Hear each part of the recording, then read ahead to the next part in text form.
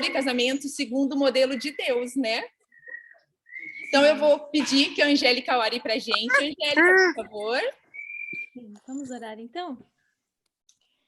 Querido Pai, muito obrigado por esses momentos que podemos agora nos reunir aqui através da internet para estudar um assunto que é de interesse para nós e muito mais ainda de interesse para o Senhor.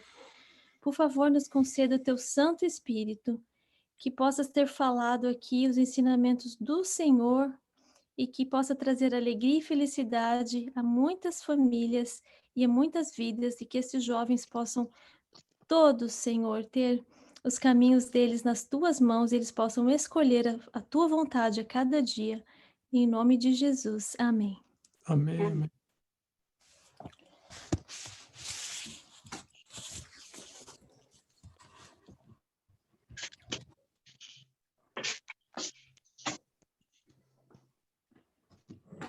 Tá voltando? Com vocês, família.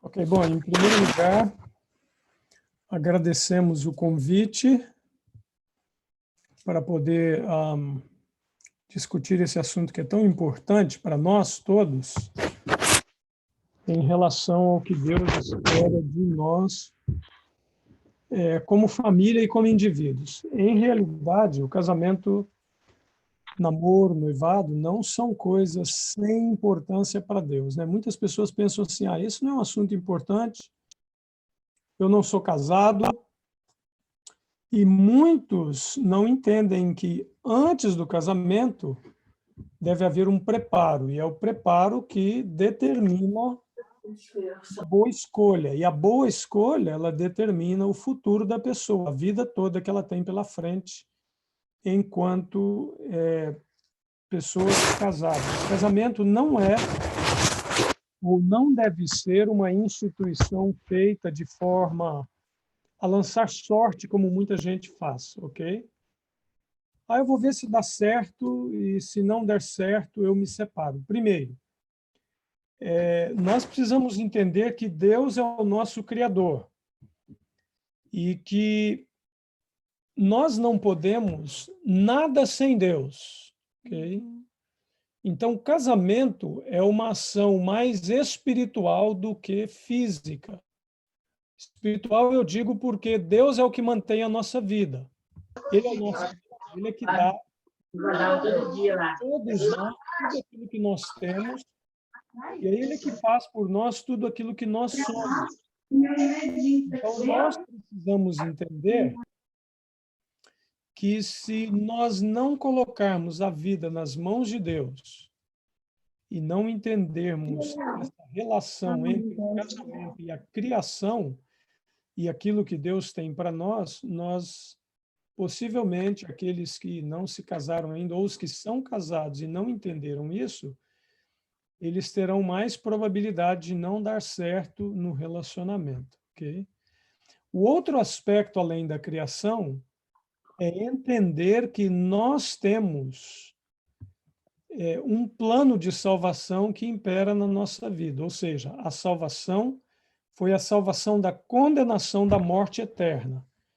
E que o casamento, quando ele é usado por Deus para representar o seu relacionamento para com o ser humano, ele está querendo dizer que, assim como o casamento representa o relacionamento para com o ser humano, o casamento também ele representa uma redenção dessa vida de morte, dessa vida de problemas, dessa vida de pecado. Então, o casamento não é um lugar onde você tem sempre momentos felizes, mas tem momentos que você precisa estudar de você mesmo e entender os problemas que você tem para entender esse plano de salvação.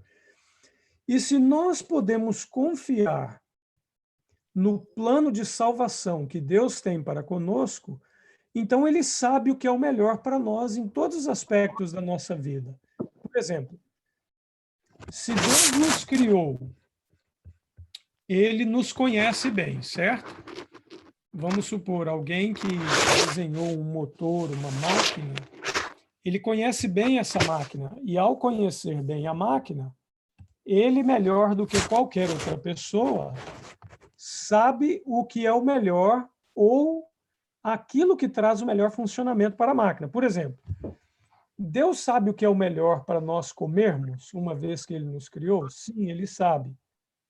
Deus sabe qual é a melhor vestimenta para nós? O que é o melhor para nós nos nossos estudos, no nosso trabalho, no cozinhar, no plantar, no recrear, no ler, na nossa forma de andar, falar, nos postarmos diante das pessoas, nos relacionarmos com as pessoas, na preservação da nossa saúde? Sim, Deus sabe. Então, se Deus sabe, por que é que muitas vezes, além desses detalhes que Deus conhece sobre nós, o namoro, a amizade e o casamento são assuntos que são ignorados por muitos e deixados de lado? Como se Deus não tivesse fórum para se mover entre esses assuntos na nossa vida. Então, quando nós planejamos para o nosso futuro em termos de relacionamento, nós estamos planejando coisas que são relacionadas, de acordo com Ellen White, coisas que são relacionadas com a vida eterna.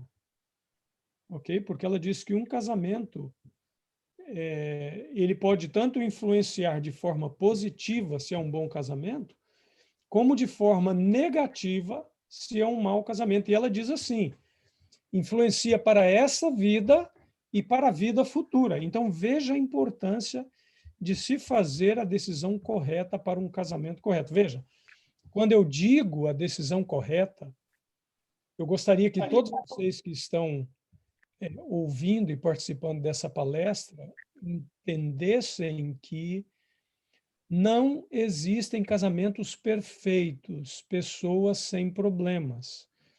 Mas existem fórmulas deixadas por Deus através da revelação para que nós entendêssemos como fazer a melhor escolha. E é isso que Deus quer. Se em outros assuntos ele deixou tanta revelação, por que no casamento seria diferente? Não é diferente, ok?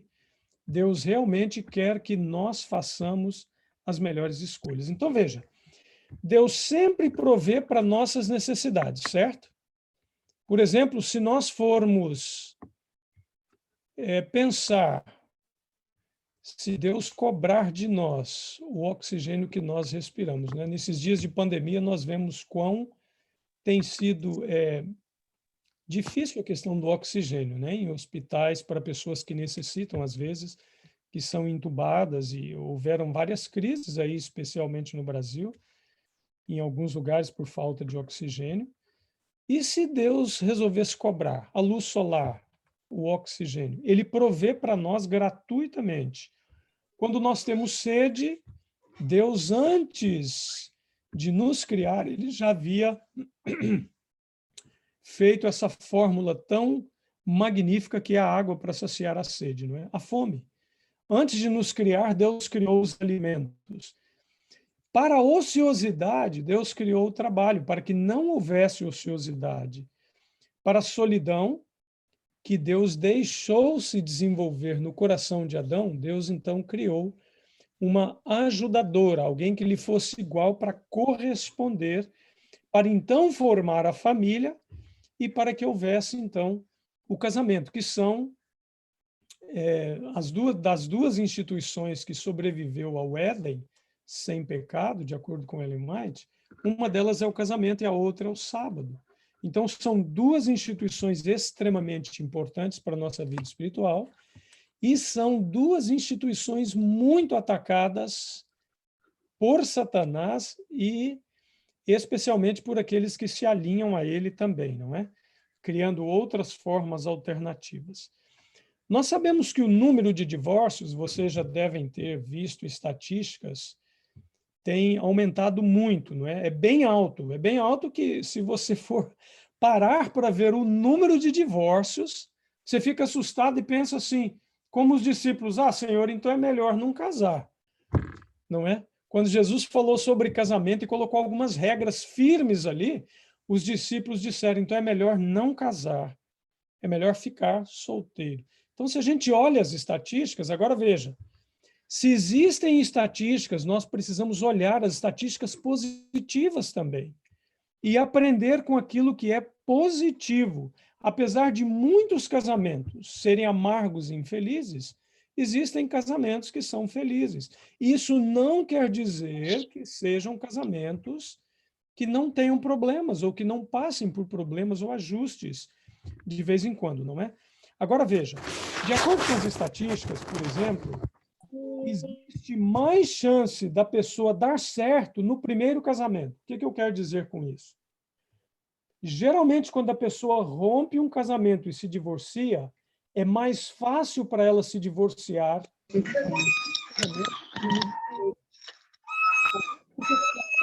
Para ela, aquela impressão assim, bom, eu já rompi com o primeiro, para romper com o segundo é mais fácil. Mas veja, Ellen White diz assim, quando as pessoas se convertem, conhecem a Cristo, um dos cônjuges se converte e o outro não, ela diz, não se divorcie daquele que não se converteu, seja um testemunho para ele, permaneça casado. E ela diz assim, não deixe passar pela sua mente a impressão de que esse casamento não poderá ser abençoado por Deus. Transformar as relações e trazer uma vida mais plena, não é? Vamos ver, por exemplo, um exemplo. Olha o que Ellen White fala no livro Patriarcas e Profetas, na página 118, com relação à escolha de Ló sobre o casamento, a esposa que ele escolheu. Ela diz assim, a esposa de Ló foi uma mulher egoísta, irreligiosa, e sua influência exerceu-se no sentido de separar Abraão de seu marido. Era filho de Ló. A não ter sido por causa dela, da esposa de Ló, não teria permanecido em Sodoma, privado do conselho do patriarca, sábio. A influência de sua esposa e as relações naquela ímpia cidade teriam levado a apostatar-se de Deus, se não tivesse tido a influência fiel que ele havia recebido de Abraão. Aí ela termina dizendo assim, o casamento de Ló e sua escolha de Sodoma como residência foram os primeiros elos em uma cadeia de acontecimentos repletos de males durante muitas gerações. Olha a influência da escolha errada de uma esposa. Ele escolheu uma esposa errada, que não era religiosa, uma pessoa que era mundana, egoísta, diz o espírito de profecia, e ela influenciou a escolha do seu marido para escolher morar em Sodoma. Sodoma teve as influências, ela não queria sair. No entanto, que quem saiu, a única pessoa que saiu de Sodoma foi Ló. Porque, na realidade, a esposa, ela saiu, mas deixou o coração. As filhas saíram, mas deixaram o coração em Sodoma. Elas deram, através do incesto com o pai, início às duas nações que perseguiram tremendamente o povo de Deus. E a mãe ficou na metade do caminho. Isso demonstra que o único que saiu foi Ló, porque foi o único que permaneceu. Mas com tristeza, com dificuldade, com amargura, perdeu a família, perdeu os bens, perdeu tudo. Então, não pense que a escolha de um casamento futuro é uma escolha sem muita importância. Mas também nós temos exemplos de casamentos sólidos na Bíblia. E eu vou mencionar aqui alguns, como Aí tem mais dois lá. filhos da sua mãe, né? No caso era sua sogra, mas estava no lugar da mãe. Ruth seguiu os conselhos da sua mãe sogra e ela teve um casamento muito feliz. Inclusive, o nosso Salvador Jesus veio dessa linhagem, né? Também o casamento de Isaac e Rebeca. Isaac se submeteu ao direcionamento do pai. E Deus, nós vamos ver aqui mais para frente, Que tipo de esposa ele ganhou? Qual que era o caráter de Rebeca? Nós também temos exemplos de José e Maria, né? E José foi instruído por Deus e ele ouviu e também teve um casamento sólido e feliz. Também no Novo Testamento temos o exemplo de Áquila e Priscila. Eu acho tão lindo o exemplo deles porque eles trabalhavam juntos em um ministério familiar, e eles pregavam o evangelho. Então, como é gostoso a gente ter uma pessoa do nosso lado que compartilha das mesmas ideias, uma pessoa que quer levar adiante o nosso ministério. No livro Testemunhos, volume 2, página 252, nos diz que o casamento ele é aprovado pelo céu. Né? Nós conhecemos o verso que diz, não é bom que o homem esteja só, né? Ele é aprovado pelo céu, e quando compreendemos quão sagrado ele é, o resultado será felicidade para ambas as partes, para o esposo e para a esposa, e ainda Deus será glorificado. Olha que coisa maravilhosa. Bom, todos nós recebemos Ainda tem eu as chamaria lutas esse ainda. kit Olha o aí, pênis aqui, não tem a luta? a sobrevivência do casamento, não é, de kit de sobrevivência. Por quê? Quando nós nos unimos com uma pessoa, por exemplo, a minha esposa, ela foi criada numa família completamente diferente à minha, ok? Ela traz traços da família dela. Eu entro com os traços herdados de meu pai e de minha mãe. Ela traz herdados do pai e da mãe. E nessa combinação, imagina quanto atrito pode gerar se não houver submissão ao Senhor. Agora veja, o kit dessa felicidade todos nós recebemos, ok? Agora, cabe a nós usar este kit para construir de forma responsável as escolhas que nós vamos fazer. Então, as escolhas que fizermos, baseado nesse kit de sobrevivência, não é? E esse kit nós recebemos enquanto somos solteiros. E eles determinarão a nossa felicidade ou não no casamento. Muitos de nós, por exemplo, aqui, bom, basicamente todo mundo, sabe o que é um GPS, não é? Quando nós viemos para os Estados Unidos em 99, a primeira vez que eu tive contato com o GPS, eu achei extraordinário. Como é que podia uma caixinha daquela levar a gente onde a gente queria? Só que você tem que seguir as instruções. Não adianta você falar assim, eu não quero seguir por aqui. Porque o GPS vai ficar dizendo assim, recalcular, recalcular. Estou recalculando a rota, volte para a rota, volte para a rota. Veja, o kit de sobrevivência que nós temos na palavra de Deus, no espírito de profecia, se nós seguirmos, ele vai determinar não somente o nosso bem-estar, mas a nossa felicidade. Por exemplo, um dos kits está aí no livro Lar Adventista, que foi deixado para nós na página 43. Ellen White diz assim, o casamento é algo que influenciará e afetará a nossa vida, tanto neste mundo como no mundo por vir. Olha que impressionante. Um cristão sincero, veja o que ela diz, não levará avante ou adiante os seus planos sem que Deus lhe aprove as intenções. Não quererá escolher por si mesmo, mas sentirá que Deus deverá ajudá-lo nessa escolha. Não temos de nos agradar a nós mesmos, pois Cristo não agradou a si próprio. Não quero que entendam que estou querendo dizer, olha o que ela escreve agora, que alguém deve casar-se com uma pessoa com quem não ame. Isto seria pecado. Porém, a fantasia e a natureza emocional não devem ter permissão de dirigir para a ruína. Deus requer todo o coração e o supremo afeto. Então, veja, nós vamos estudar algumas coisas, como, por exemplo, Deus deseja que eu me case?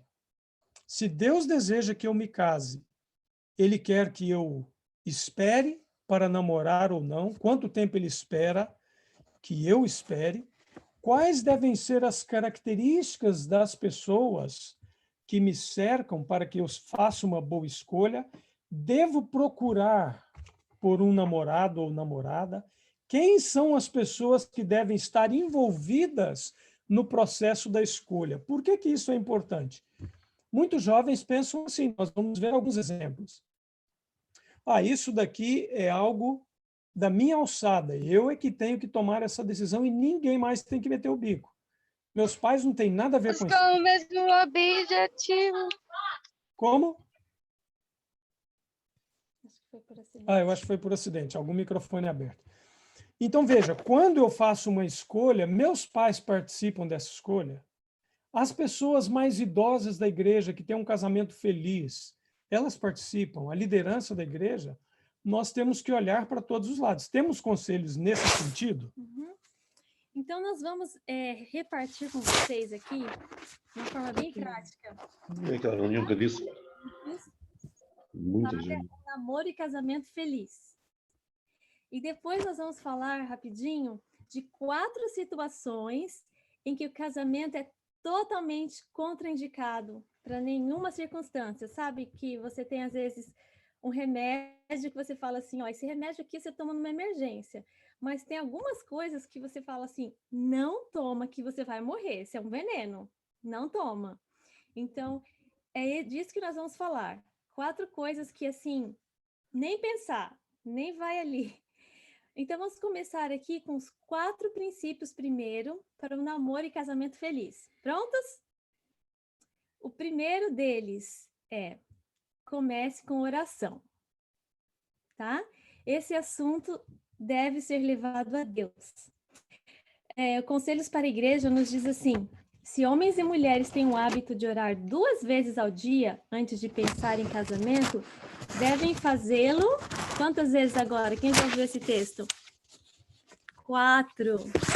Isso. Então, assim, resumindo, dobrar as orações, porque esse é um assunto muito importante, porque, como meu esposo já disse, vai influenciar não só para essa vida, mas também para a eternidade.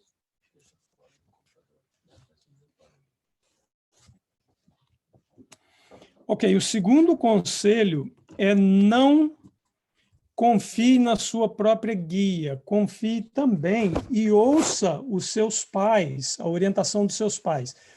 Daí você poderia perguntar assim, mas se meu pai e minha mãe... E se meu pai e minha mãe não forem tementes? Veja, basicamente, muitos de nós não tivemos orientações seguras, porque nossos pais não entendiam muito, eles não tinham luz. Ou alguns de vocês podem, ao estarem ouvindo, dizer assim, veja, meu pai e minha mãe não conhecem a verdade, eles não têm luz, mas tem alguns princípios e vão ser indicadores com relação à sua própria escolha, que vai ajudar você a fazer escolha. O que você faria se alguém aparecesse aí, não é? Por exemplo, seus pais aparecessem com uma pessoa aí, perspectiva para o seu casamento. Eles escolhessem, você não conhecer, 2, 3 dias antes do casamento, você visse a pessoa com quem você deveria se casar, escolhido por seus pais. Por incrível que pareça, no século XXI, no qual vivemos, ainda existem casamentos em alguns países que são arranjados dessa forma. Essas pessoas confiam nos pais, eles permanecem casados. Eu não estou dizendo que é o correto. Assim era feito antigamente. Por exemplo, nós temos, não é o casamento de Isaac, foi assim, foi um casamento basicamente arranjado pelo pai. Isaac tinha 40 anos de idade. E ele confiou essa escolha à sabedoria de seu pai. Ele sabia que Abraão era um homem de Deus, que estava buscando o melhor. Então, ele confiou que Deus iria orientar. Era muito comum os casamentos arranjados para os filhos, e os filhos confiavam plenamente na escolha dos pais. Veja, Deus proveu uma esposa para Adão, criou nele a necessidade antes, e depois proveu-lhe uma esposa. A Bíblia diz que uma esposa é como um tesouro vindo de Deus, não é? Que ele mesmo providencia. E você poderia aí, né, usar aí a palavra de forma genérica, e você poderia dizer um esposo também. Mas cuidado, porque assim como Deus quer que nós escolhamos o cônjuge corretamente, Satanás também está extremamente interessado em que nós escolhamos o cônjuge que ele quer. Então, nós temos que abrir os olhos para isso, ok? Mas, com certeza, você que está participando desse seminário quer fazer a escolha correta, escolher a pessoa que Deus tem para você. Onde nós poderíamos encontrar uma história que ilustrasse bem isso daí? Vamos ver, por exemplo, a história de Sansão, não é? Os pais foram orientados antes do nascimento do menino, que seria um juiz sobre Israel. Ele cresceu, ele ficou forte, ele tinha músculos, porque o espírito de profecia fala que ele era forte, atrativo, alto, extremamente forte, mas o Espírito de Deus ainda dava força para ele, sobrenatural, além de tudo isso. Ok? E ele desceu a uma cidade filisteia chamada Timnate, e ali ele se afeiçoou e conquistou, ou foi conquistado pelas afeições de uma moça ali daquela cidade. E ele decidiu, então, se casar com ela. E seus pais dissuadi-lo desse propósito, mas tudo que ele respondia era aquilo que está em Juízes 14, verso 3. Ela agrada aos meus olhos. Ou seja, os pais finalmente pensaram que aquilo poderia vir de Deus e eles, então, cederam ao desejo do filho. Veja, um dos princípios é ouça o conselho de seus pais. Se os pais que já passaram pelo caminho, que enfrentam problemas, dificuldades, ajustes foram enfrentados no casamento deles, se eles virem que isso não é bom, especialmente se os pais forem pessoas de oração, pessoas que temam a Deus, os filhos precisam ouvir. Sabe por quê? Eu vou dizer uma coisa para você, querido jovem, querida jovem. Depois de Deus, ninguém mais do que seus pais querem o seu bem. Ninguém os ama mais do que seus pais, após Deus, ok?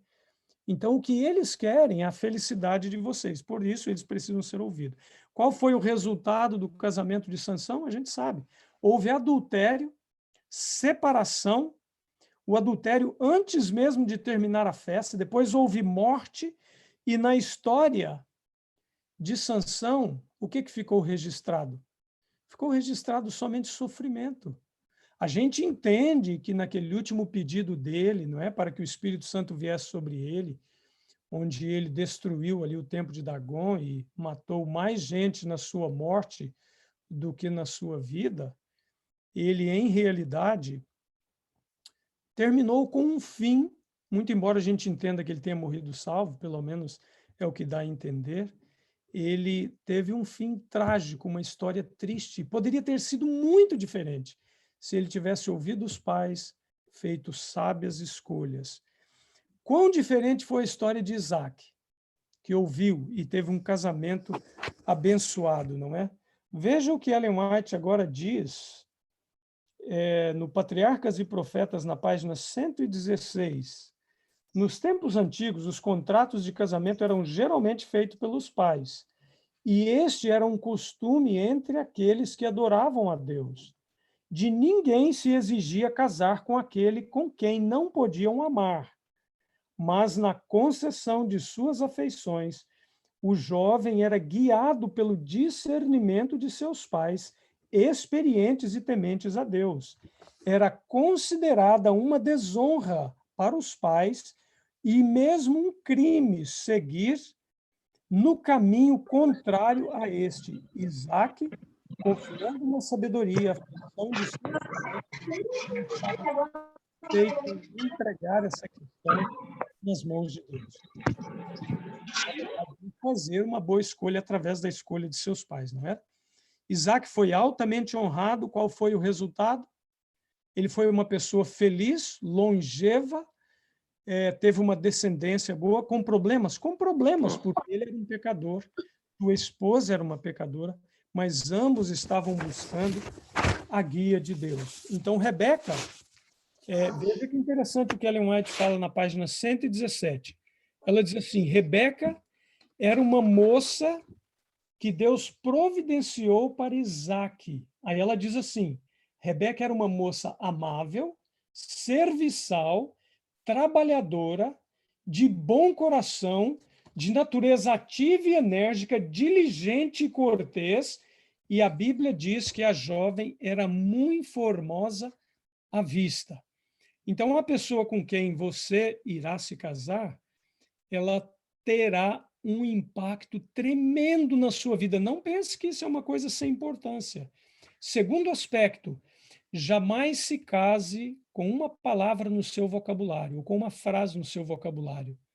Se não der certo, eu me separo. A pessoa que se casa pensando na probabilidade de não dar certo e que ela vai se separar, ela já tem aquilo pré-estabelecido na sua mente. Não se deve. A pessoa deve casar pensando assim, vou fazer a melhor escolha porque existe orientação de Deus. Vou ouvir meus pais, vou ouvir a experiência daqueles que vieram antes de mim para fazer a escolha correta. Não pense que você pode ignorar as instruções de Deus e ser feliz. Veja, enquanto pastor, eu conheci muitas pessoas que vinham para mim e diziam assim, pastor, eu quero me casar, escolhi uma pessoa muito boa, melhor do que qualquer adventista. A primeira coisa que eu dizia é, não faça o casamento. Não faço. Porque não é para a glória de Deus.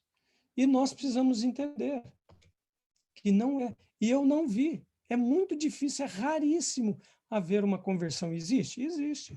Mas passa por muita amargura e muito sofrimento. O terceiro aspecto, nós já falamos, né? O primeiro é comece com oração, o segundo é confie na orientação de seus pais.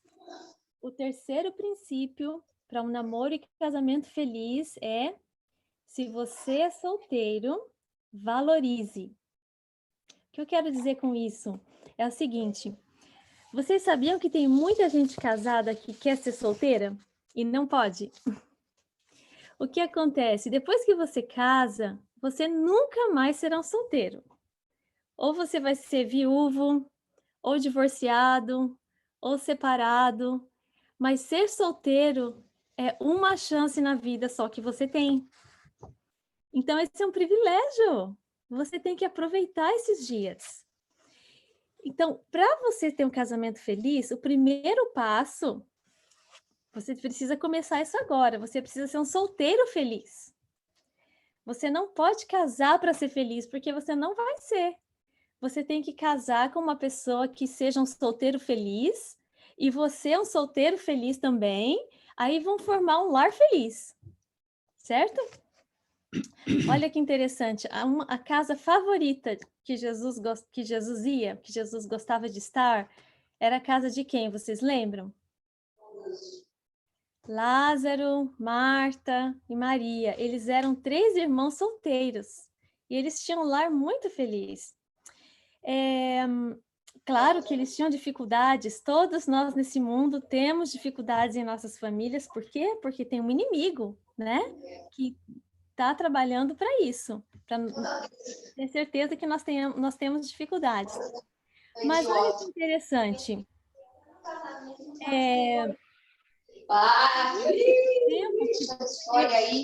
Você precisa aprender habilidades essenciais para a construção de um lar.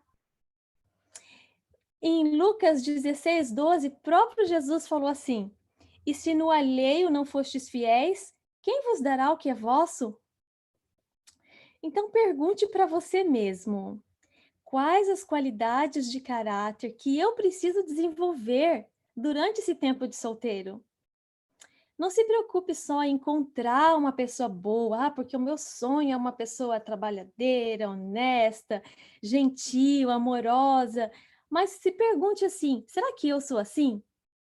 Eu sou a pessoa que eu tenho as qualidades que eu quero em uma pessoa que eu vou casar? Eu quero uma pessoa trabalhador, trabalhadeira. Eu sou assim? Eu quero uma pessoa gentil, né? Ninguém vai falar, eu quero casar com uma pessoa grosseira, que me deixa chorando todo dia. Não, você quer uma pessoa amável. Então, você é amável? E você vai trabalhar, se preparar para que quando você puder, quando chegar o momento de você se casar, você ter um lar feliz. Então, é muito importante entender isso, entender que você precisa ser um solteiro que tenha contentamento. O contentamento tem a ver com você, não com as circunstâncias. O que eu quero dizer com isso? Você é uma pessoa que qualquer coisinha fica irritado, triste, qualquer coisinha fica bravo, sem paciência. Será que isso vai trazer um lar feliz para alguém? Então, se você é assim e é solteiro, essa é a boa notícia. Há esperança de você abandonar pelo poder de Jesus, porque nós sozinhos não podemos, mas se nós buscarmos Jesus, essa é a oração que ele gosta de responder. Se nós clamarmos, Senhor, olha, eu sou uma pessoa muito negativa, eu qualquer coisinha fico triste, fico murmurando, tira isso de mim. Vocês acham que Jesus vai responder? Vai, Jesus vai responder. Então, olha só, nós temos o exemplo de Paulo. Paulo, ele foi casado ou solteiro? Paulo, ele era solteiro, né? E ele falou que ele era feliz. Ele falou, aprendi a viver contente em toda e qualquer situação. Então, enquanto você é solteiro, você precisa construir um sólido relacionamento de dependência total de Deus, tá? Enquanto você é solteiro. E você tem que entender que você tem uma missão. Qual que é a sua missão como pessoa, como indivíduo? Deus tem uma missão para a família, mas Deus tem uma missão para indivíduos também. Então você precisa entender qual é o chamado de Deus para você. Agora, enquanto solteiro, qual área, qual ministério que Deus quer que eu desenvolva? Tendo essas coisas claras em sua mente, vai te ajudar depois de casado e vai ajudar outra pessoa a olhar, porque nós já vimos pessoas, às vezes, que elas têm um ministério e depois, ou elas querem desenvolver o ministério, mas o cônjuge não quer. Então, é muito importante que a pessoa que vai te conhecer já sabe que você é chamado por Deus para determinada função. Então, que nós possamos, assim, entender e ficar muito feliz com essa idade, com essa época de solteiro. E o quarto aspecto que nós precisamos entender é reconhecer que Deus tem um tempo certo para tudo. Eu sei que às vezes as pessoas confundem ao tratarmos desse assunto com predestinação. Então Deus predestina tudo. Não é isso que eu quero dizer. Salmo 139, 16 diz assim: no teu livro foram escritos todos os meus dias, cada um deles escrito e determinado, quando nenhum deles havia ainda. Veja, no teu livro não pressupõe livros de perdidos. Quando a Bíblia diz no teu livro, está falando dos filhos de Deus, dos salvos. No livro de Deus, no livro da vida, no livro das boas obras. Porque Deus quer registrar todos. Ele não quer que ninguém se perca, mas que todos cheguem ao arrependimento. Então, que maior privilégio do que ter os meus dias escritos por Deus? Olha que sucesso. Deus não vai escrever nada que ele queira de ruim para você, ele não quer. Ele quer somente coisas boas. Então, tudo no tempo de Deus determinado, há seu tempo para todo o propósito debaixo do céu. As pessoas, por exemplo, elas querem fazer um curso, uma faculdade, ok? Quanto tempo você tem que esperar para pegar o diploma? Na maioria dos cursos, no mínimo 4 anos. Alguns cursos, como medicina, por exemplo, são 6 anos. A formação básica, daí vem residência, especialização, etc., que leva mais tempo. Mas é um objetivo, é um goal que você tem na vida. Agora, veja, o casamento não é um objetivo. A gente casa para quanto tempo? Para a vida toda. A gente não quer casar. Ninguém. Eu nunca vi ninguém casando, a menos que a pessoa queira dar o que a gente chama no Brasil de golpe do baú, não é? Casar só para levar uma bolada. Mas ninguém casa pensando assim, eu quero ser infeliz, eu quero me separar. Não. Há um tempo para tudo. Veja, Eclesiastes 3, versos 5 e 6 diz que há tempos para espalhar pedras, tempo de ajuntar as pedras, de abraçar, de deixar de abraçar, principalmente nos dias de hoje, né, de pandemia aí. Tempo de buscar, tempo de perder, tempo de guardar, tempo de jogar fora, tempo de amar, tempo de odiar, tempo de guerra e tempo de paz. Tempo de guerra é antes do casamento, porque guerra depois do casamento é difícil.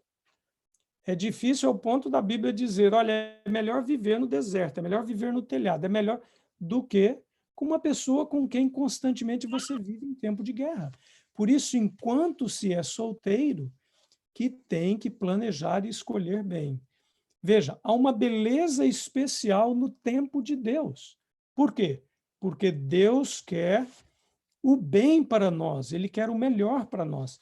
Veja o que Testemunhos, volume 6, página 24, diz. É a verdadeira essência de toda a fé correta fazer a coisa certa no momento certo. Por quê?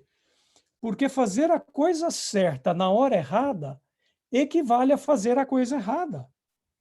Agora, fazer a coisa certa na hora certa é o que é fazer a coisa correta, a coisa certa. Não adianta você casar é correto? É correto. Mas e se casar na hora errada com a pessoa errada? É fazer a coisa errada.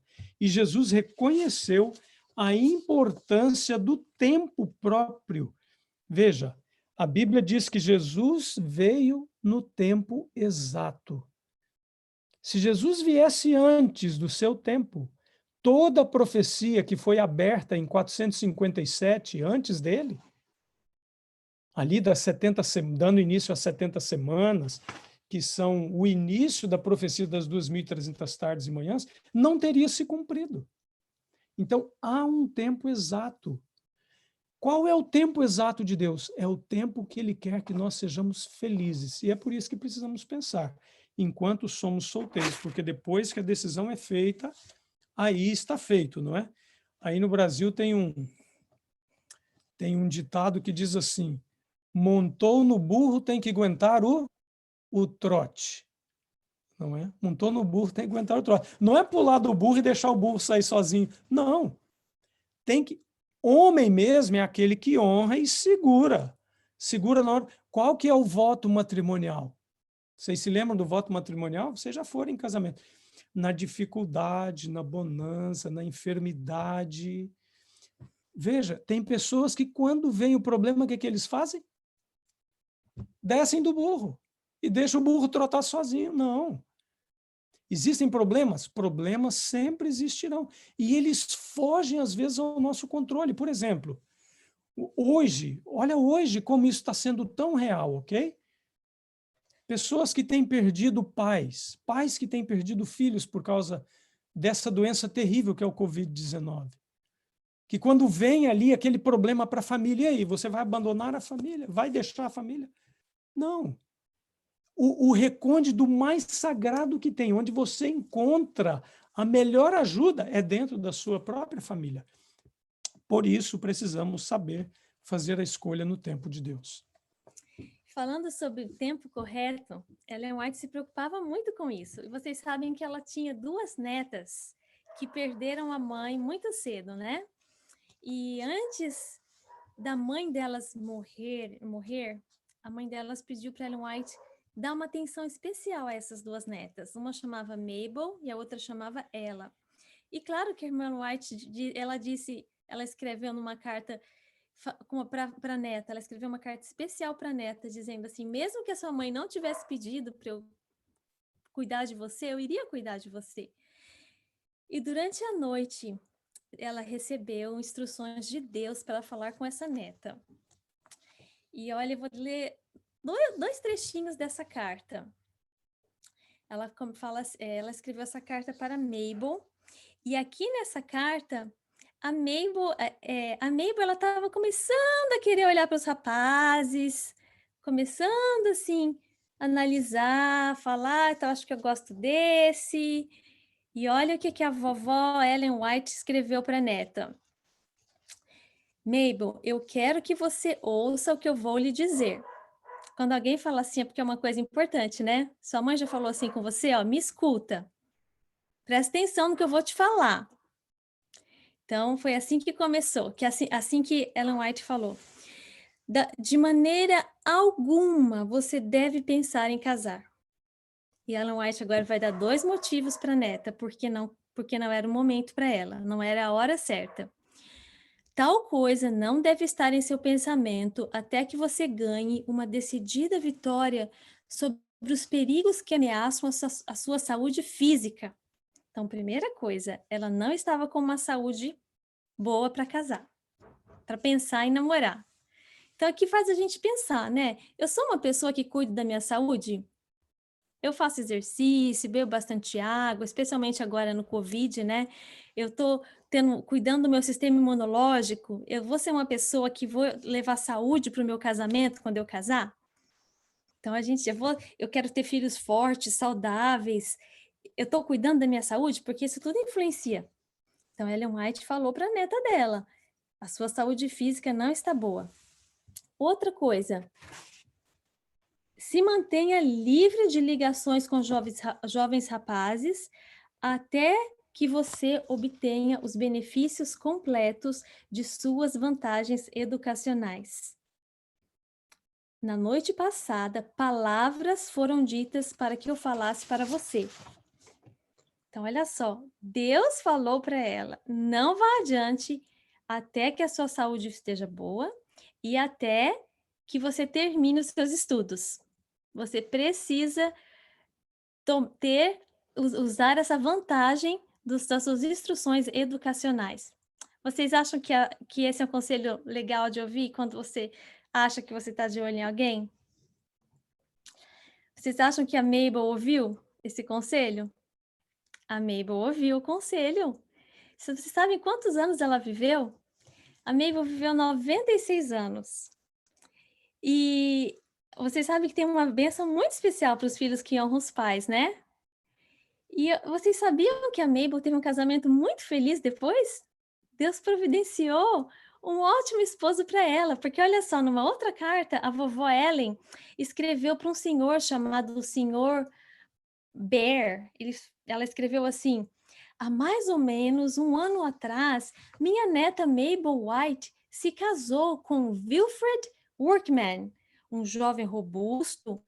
Vemos que ele é um homem de excelentes princípios e um trabalhador muito capaz. Ela também escreveu uma outra carta para uma outra amiga e ela falou assim: falando de minha família, eu quase me esqueci de mencionar sobre Mabel White. Ela se casou com um homem que nós respeitamos, Wilfred Workman. Eles estão agora em Washington, D.C., muito felizes e adequados em seu casamento. Olha que lindo! Você está disposto, assim como Jesus, a deixar que Ele escreva seus compromissos e os planos para a sua vida? A Mabel deixou, ela não foi falando, não, mas eu quero, essa é a minha escolha. Ela deixou, assim como Isaac também deixou. Então, meu apelo é que vocês deixem que Deus escreva os planos. A gente ajuda uma rosa quando a gente tenta abrir a rosa à força no momento errado. A gente não ajuda. Então, Deus nos dá os princípios e nós podemos seguir esses princípios para nós sermos felizes. Veja, os casamentos precoces, eles são responsáveis por muitos males que predominam hoje na nossa sociedade. Não é? As pessoas infelizes, gravidez prematura, especialmente em países onde tem se banalizado a sexualidade e mostrando para as pessoas que elas podem fazer a escolha que quiser, não é? Esse empurre desenfreado em relação à legalização de aborto, etc. Há coisas na vida que não podem ser adiantadas. Por exemplo, quanto tempo uma criança leva para amadurecer no ventre e nascer? 9 meses. Não existe pílula para acelerar esse processo, para dizer assim, Ah, agora toma essa pílula que a criança vai se desenvolver em 3 meses, ela vai nascer. Isso não existe. Não existe. Uma criança que nasce prematura, ela passa já no início dos seus primeiros dias de vida ao sair do ventre prematuramente por vários problemas. Ela tem que ir para uma incubadora, ela tem que passar, às vezes, algumas até com administração de medicação para que ela sobreviva, etc. Então, com o casamento é a mesma coisa. Não adianta querer acelerar. Não adianta você pegar uma criança e falar dela, pronto, você é um adolescente. Pegar um adolescente e falar assim, você já é maduro. Algumas coisas não tem como. Vocês sabiam, por exemplo, em alguns lugares aqui nos Estados Unidos, as locadoras, elas não alugam para pessoas com menos de 25 anos de idade. Sabiam disso? Não alugam. E as que alugam para pessoas com menos dessa idade, por exemplo, aqui no nosso estado, você pode tirar a carteira com 15 anos, ok? Para começar aí no processo de tirar a carteira. Aí o que acontece com isso? Se a pessoa tenta pôr para frente, ela vai romper alguns processos. Em alguns lugares eles permitem, mas o que eles fazem? A pessoa tem que ter a carteira, em alguns casos, e eles colocam um seguro lá em cima. Por quê? Porque o risco é maior. Veja, a própria ciência, as seguradoras, os estudiosos reconhecem que há muito mais chance da pessoa se divorciar quando ela casa mais nova, quando ela toma essa decisão bem mais nova. Então, é imprescindível nós seguirmos os conselhos. Ellen White escreveu, por exemplo, para um jovem chamado João. Ela disse assim, sinto muito que você tenha se envolvido num namoro com Elizabeth.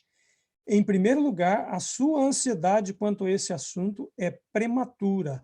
E ela começa a falar sobre isso, não é?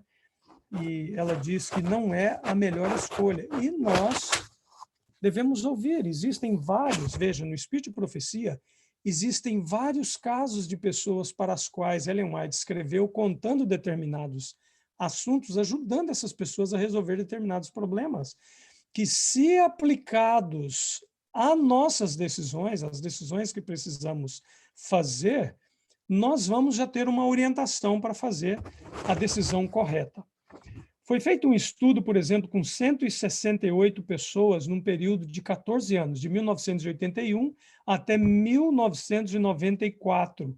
E os pesquisadores concluíram o seguinte, foi uma pesquisa sobre namoro e casamento.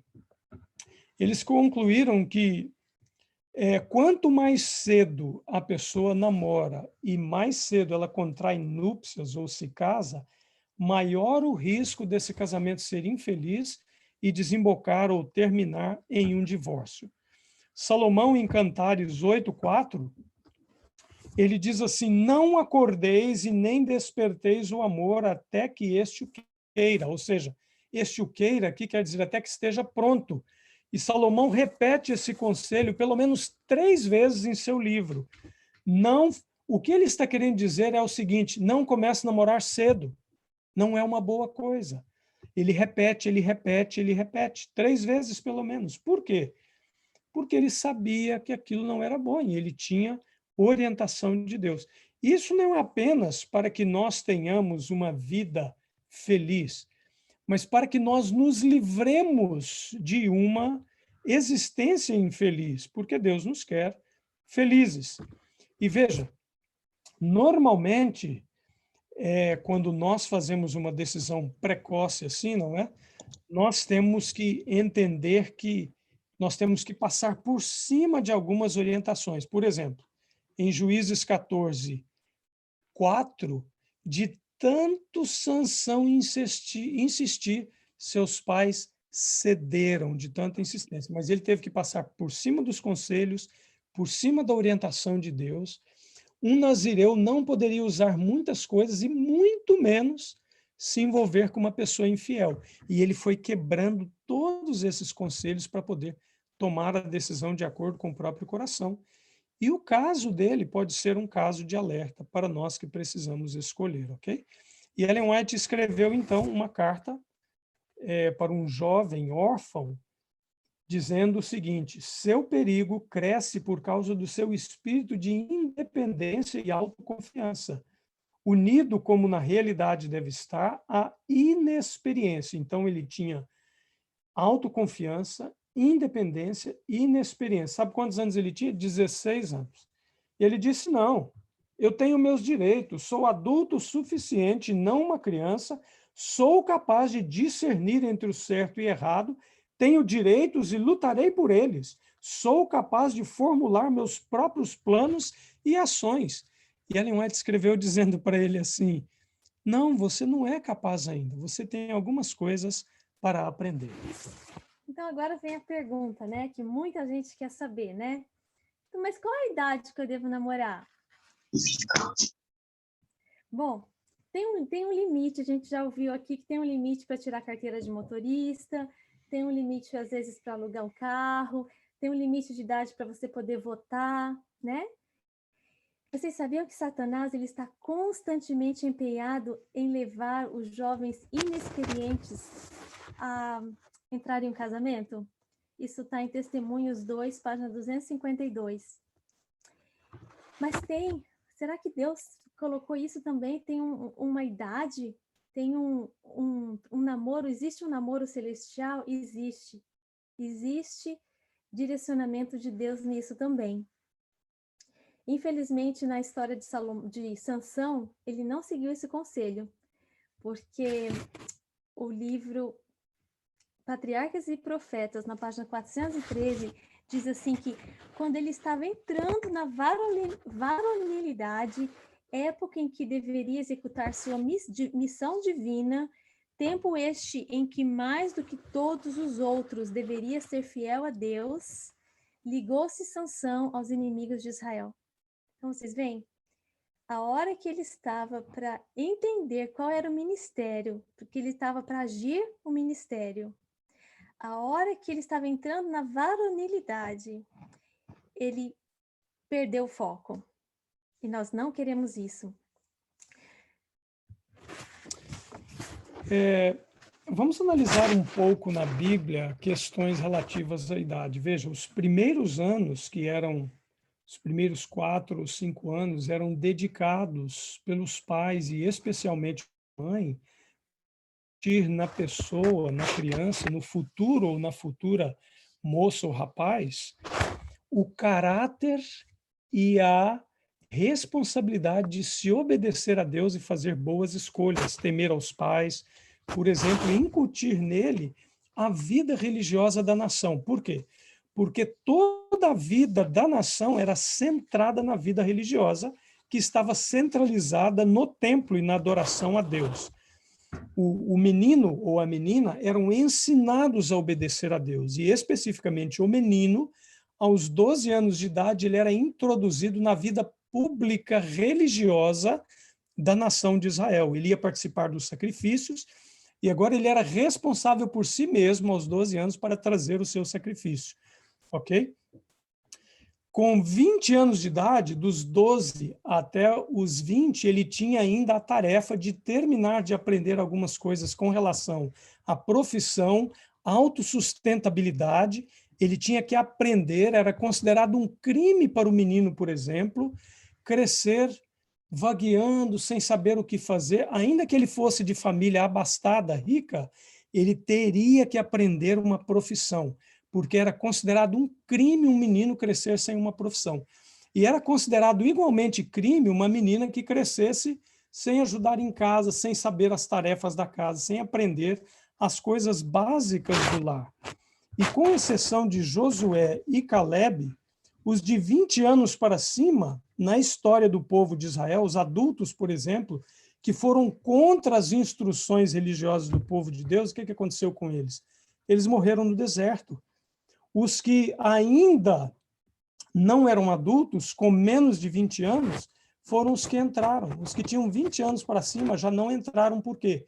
Porque tinham consciência, caráter determinado e foram contra a adoração viva de Deus e não puderam entrar na terra. Então, acima dos 20 anos, também era requerido do menino agora uma taxa do templo. Ele tinha que pagar pela taxa do templo para a manutenção do templo. que era, na verdade, 50 shekels por ano, e ele sabia que ele tinha que, ao longo do ano, juntar esse dinheiro para contribuir para as atividades essenciais do templo. Por quê? Porque a vida da nação se centralizava na religião, que era centralizada no templo. Com 20 anos de idade, o menino, então, passava a ir ao exército. Antes de 20, ele não podia ser, como é que se chama? Admitido ou requisitado para servir no exército.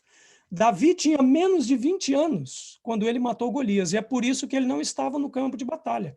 O que ele foi fazer no campo de batalha? Ao contrário do que os irmãos disseram que ele havia ido espiar, ele foi levar comida. E ele, então, ao chegar lá, quando ele viu todo mundo com medo, os exércitos dos inimigos de Deus confrontando o exército e ninguém do lado de Deus, ele ficou extremamente zeloso. Por quê?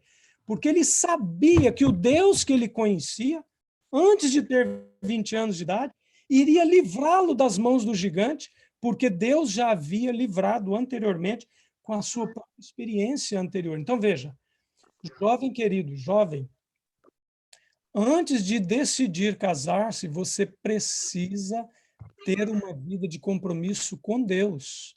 Precisa entender da sua salvação. Precisa entender de uma entrega. Precisa aprender uma profissão.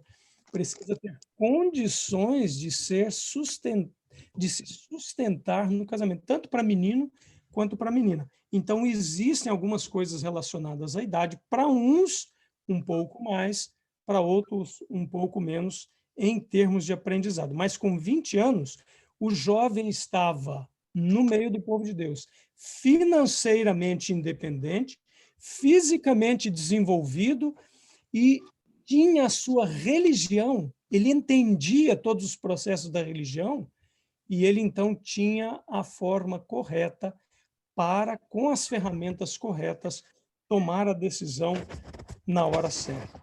Ok? Então, são coisas que nós devemos entender nesse processo.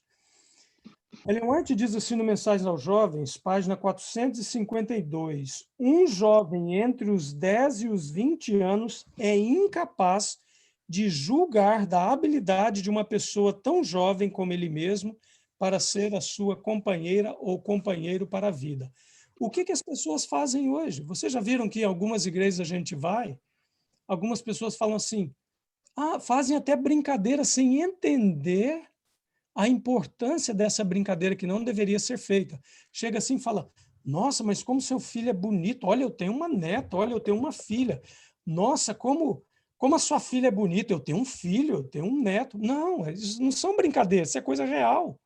Porque na hora que se junta, que tem uma gravidez prematura, ou que há um casamento infeliz, ninguém vai arcar com a responsabilidade, cai nas costas deles. Então, precisa ser levado a sério e nem de brincadeira ser feito, não é? Esse tipo de sugestões. Então, a sugestão bíblica para a idade mínima, ela está demonstrada pela habilidade da maturidade física, emocional, profissional e espiritual. São essas 4 áreas de maturidade que vão indicar a idade. Para uns, mais de 20, para outros, nos 20 já está começando a clarear, não é? E nós precisamos seguir neste caminho. Ellen White diz assim, em todo o nosso trato com os estudantes deve-se tomar a consideração e a idade e o caráter. Não podemos tratar os menores e os de mais idade de mesma maneira.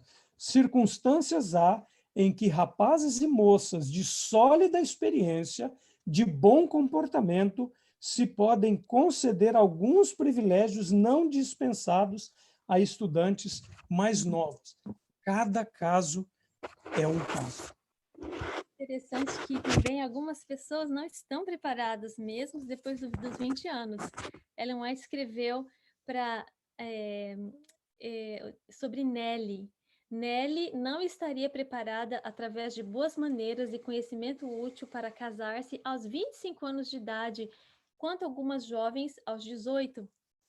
Existem algumas exceções que nós vemos, normalmente elas estão relacionadas mais ao sexo feminino, ou quando é algo arranjado por Deus, como no caso de Maria, ou pelos pais, né? Dentro dessa questão da idade, né? Então, você já completou 20 anos, aí você tem outra pergunta a fazer. A minha educação já está completa? A minha educação básica, esse básico aqui que a gente vai falar, é pelo menos você tem que ter um treinamento vocacional, um treinamento técnico, ou se no caso de uma faculdade, é uma faculdade, mas a sua educação precisa estar definida já. Numa carta do Espírito de Profecia diz assim: aqueles que vão para uma faculdade em busca de um namoro não entenderam o objetivo maior de uma educação. Tenha em mente que a escola não é um lugar para formar ligações de namoro ou entrar em uma relação de casamento. Então, se você está nos seus dias de estudo, é para estudar, é para focar no estudo. Por quê? Porque essa é a fase da sua vida. E você precisa desenvolver e render, não é? Agora, especialmente para as meninas, veja, não case com um rapaz em alguns aspectos. Primeiro, o bichinho gosta de ficar na rede balançando o dia todo. Hoje em Ou dia, seja, em celular, outras palavras, é preguiçoso, ou só fica ali no celular, não trabalha, não sai, papai e mamãe mantêm tudo, não casa que você vai passar fome. Não adianta. Ah, não, mas vai acontecer um milagre. Olha, é melhor que muito adventista. Olha, não existe isso. Não existe. A gente tem provas de que não dá certo. Agora, se você está na casa dos 20, ok? Tem uma ocupação profissional ou uma faculdade. Agora, existem outros fatores. Você tem um ministério. Por que eu estou falando ministério? Eu não sou chamado para o ministério. A minha vocação é para ser um engenheiro. A nossa profissão é uma desculpa que nós temos aqui nessa terra para servir as pessoas. Não são só pastores e médicos que são chamados para ter um ministério para servir as pessoas. Tudo que nós temos e somos deve ser investido no reino de Deus, porque o reino de Deus é o único reino duradouro. Então nós temos que pensar isso. Tem uma ocupação?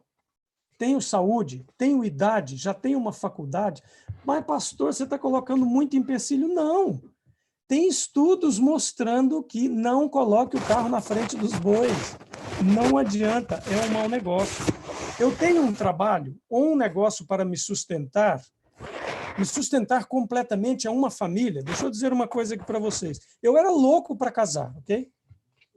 O meu irmão acho que deve estar aí também participando do Zoom, ele vai lembrar disso. Com 14 anos, eu cheguei para minha mãe e falou assim: mãe, estou pronto para casar, vou casar. A minha mãe disse assim: vai mesmo? Olha que coisa boa é casar, viu? Ela pegou um papel e começou a pôr na ponta do lápis. Ela começou a anotar, naquela época não tinha celular, né? Talvez hoje ela digitaria no celular ou no computador. Mas ela começou a anotar tudo que era necessário, de gastos. Ela nem colocou nada de caráter. Não era questão religiosa ali em jogo para ela, ela não tinha tanto aí esse lado, mas ela começou a colocar gastos. Encheu uma folha. Quando chegou no final, eu olhei tudo aquilo ali, eu falei para ela: eu não estou preparado para casar, não. O choque foi tão bravo que eu casei com 30. Eu tive que esperar mais 16 anos.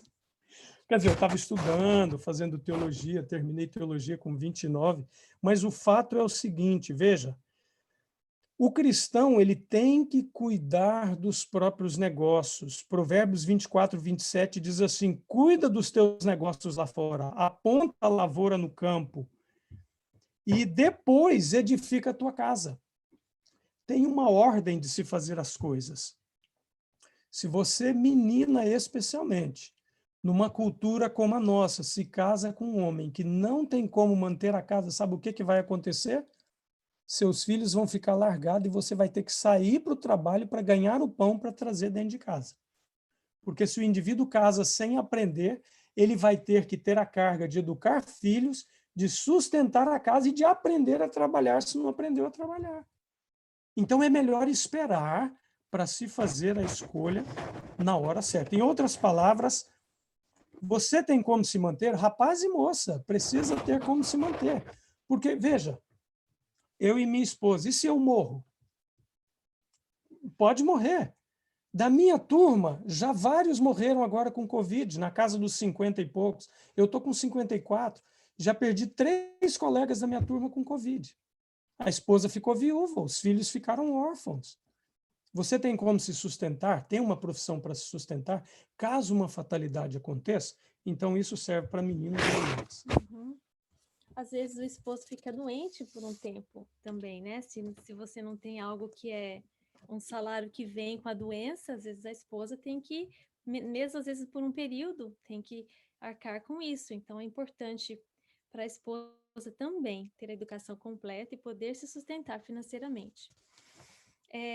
A gente estava ouvindo um sermão de um pastor, na verdade, não, um médico, ele estava contando que quando o filhinho dele tinha 11 anos, o filho dele ouviu tanta instrução, tudo isso, e falou assim: ah, não, pai, a gente é a família mais estrita, ninguém é como a gente, o senhor é muito assim... Não pode nada. Não pode nada, a gente não pode fazer nada. A nossa família, ninguém mais faz isso.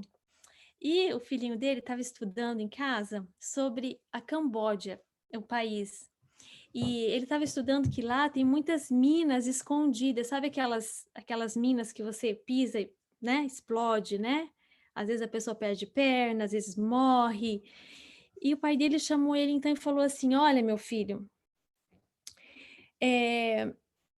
vamos pensar que você vai lá para a Camboja e você pode escolher a família que você quer morar. Você pode escolher a sua família. E uma família fala para você assim: fiquem livre, fiquem fora, você pode fazer o que você quiser, tenha a sua liberdade, corre à vontade aí. Você não sabe onde as minas estão. E tem outra família que te dá um mapinha e fala assim para você: olha, nesses lugares aqui você anda que você vai estar seguro. Nada de mal vai te acontecer, tá bom? Aqui tá o mapa. Qual família você ia escolher? Então, nessa vida, parece que o caminho é estreito, mas é porque Deus nos ama e Ele quer que nós... Por segurança. Por segurança. Ele quer que nós tenhamos uma vida feliz, não é? Agora nós vamos aqui, nós já temos que encerrar e nós vamos... esse é um assunto, assim, muito longo. E só para encerrar, nós vamos só falar aqui os tópicos, nem vamos poder entrar muito em detalhes para não deixar vocês muito cansados, que já estamos aqui há mais de 1 hora. Mas nós falamos aqui 4 princípios, então, que para um namoro e casamento feliz, que foi oração, orientação e guia dos pais. Se você é solteiro, valorize e reconheça que Deus tem um tempo certo para tudo. E dentro desse tempo certo para tudo, nós falamos a idade para o namoro, a idade mínima, geral, né? Assim, no caso, sem falar das exceções. Está a minha educação básica completa, nós falamos de um treinamento técnico, ou vocacional, ou faculdade, e eu posso manter minha casa financeiramente? Então, essas são as perguntas que estão dentro do tempo certo, né? Agora nós vamos falar, então, de 4 situações. Vamos só citar, se tiver tudo bem para vocês. 4 situações que não pode de jeito nenhum ter casamento, tudo bem? Quem precisar sair, fiquem à vontade, mas a gente precisa falar isso para vocês. 4 situações em que não deve haver casamento de forma alguma, que nem precisa considerar. A primeira, se a pessoa não é um adventista. Tá? Além de ser adventista, não é o suficiente. Ela tem que amar a Bíblia e amar o espírito de profecia. Tem que ser uma pessoa assim que esteja disposta, que você fala assim: Ah, olha, eu aprendi aqui que não é para beber líquido com a refeição, não vou mais beber. Pronto.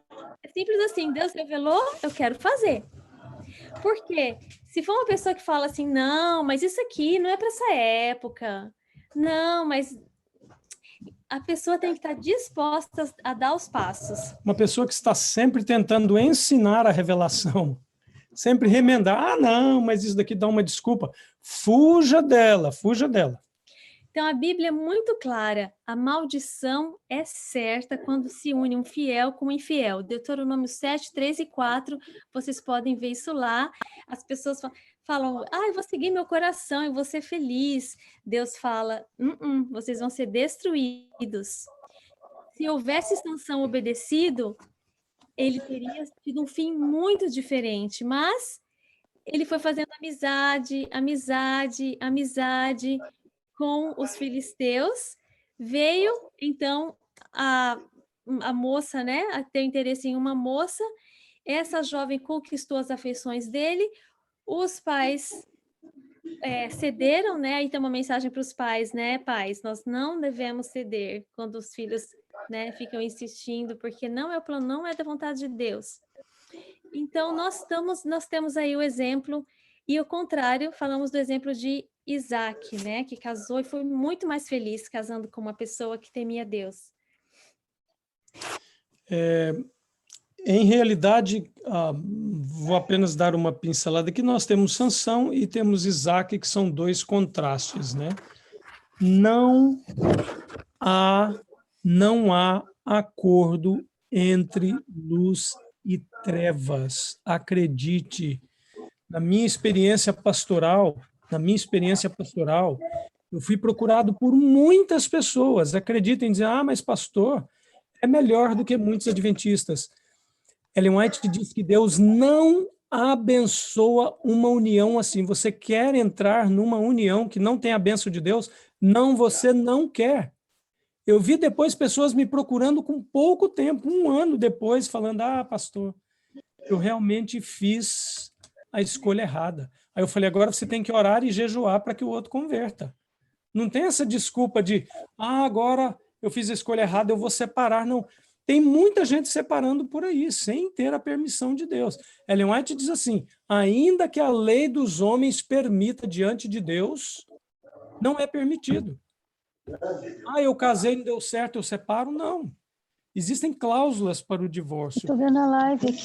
Não separe. Veja o que Ellen White fala no Patriarcas e Profetas, página 413. Eu mandei para a menina também. Satanás procura constantemente fortalecer o seu poder sobre o povo de Deus, induzindo-os a entrar em aliança de casamento com aqueles que não são súditos do reino de Deus.